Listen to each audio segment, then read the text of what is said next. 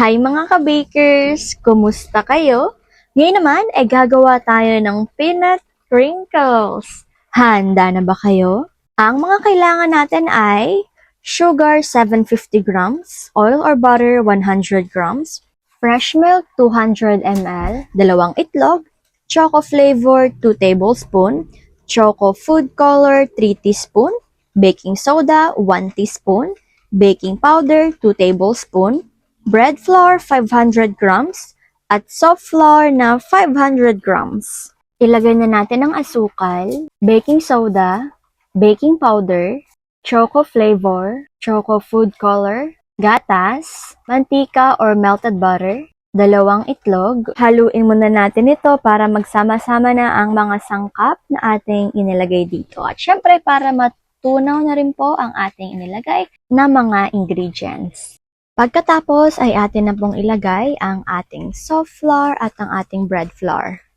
Atin na pong i-continue ang paghahalo dito hanggang po sa tuloy na po silang magsama-sama.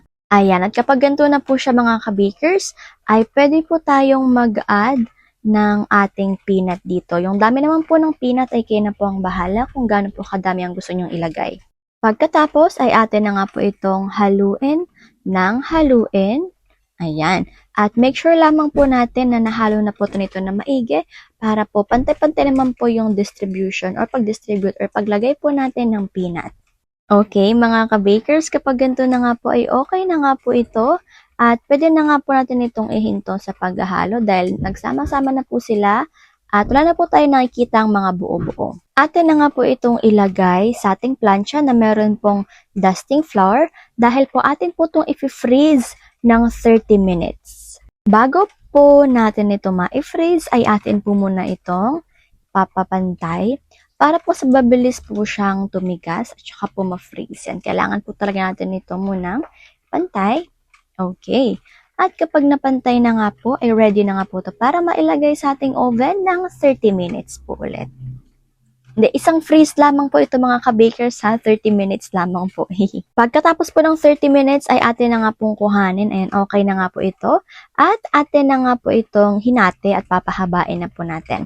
Okay, atin na po siyang irolyo para po magkahaba po siya. At putol-putulin na nga po natin. Yung size nga po pala nito or yung laki or yung bigat ay 25 grams each. Kung gusto niyo po siyang gawing 20 grams or 30 grams, nakadepende na po yan sa atin, pero ang gagawin po muna natin dito ay 25 grams para po maibenta po natin siya ng mga isa-isa. Yan. Okay? At ito na nga pong lahat ng ating mga nagawa. Maglalagay na nga po tayo ng peanut sa ibabaw nito. Atin lang po siyang sprinkle. At yung peanut naman po mga ka-bakers ay kayo na pong bahala kung gaano po kadami ang gusto nyong ilagay. Basta po yung enough lamang po na magkaroon po ng peanut ang bawat gilid or yung buo po natin na cookies dito. Ayan, dahil tapos na nga po natin ito lagyan, ang next naman po natin ay ipapagulong-gulong po natin ang ating cookies dito. Ayan, pagulong-gulong lamang po natin para po ma-make sure po natin na ang lahat po ng sides ay magkaroon po talaga ng peanut. O, di po ba napaka-yummy niya na? Anyways, kailangan pa po muna natin itong isalansan sa ating plancha.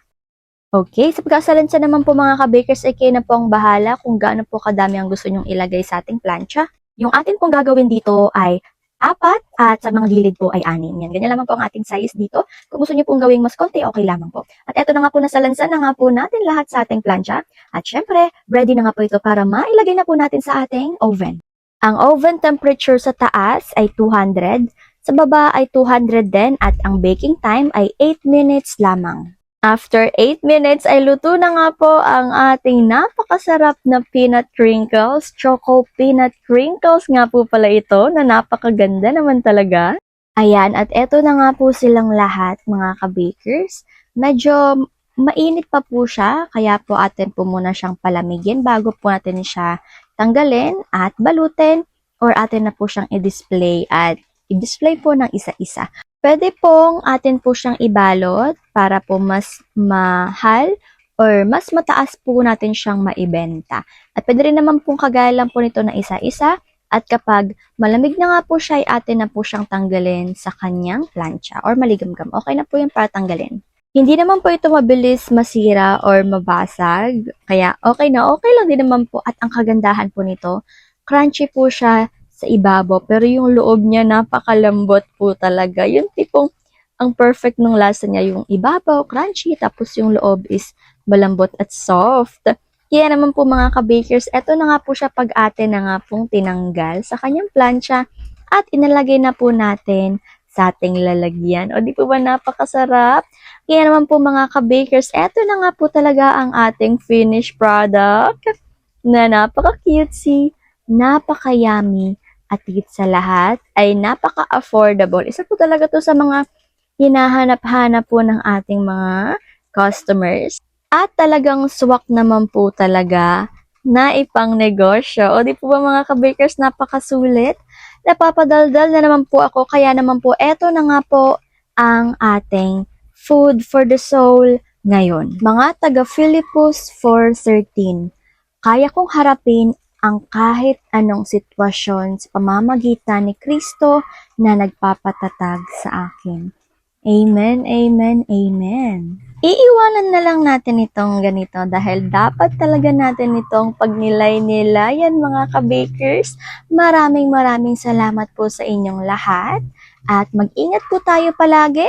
Hanggang dito na lang po muna ako. Paalam muna. Take care at higit sa lahat ay God bless.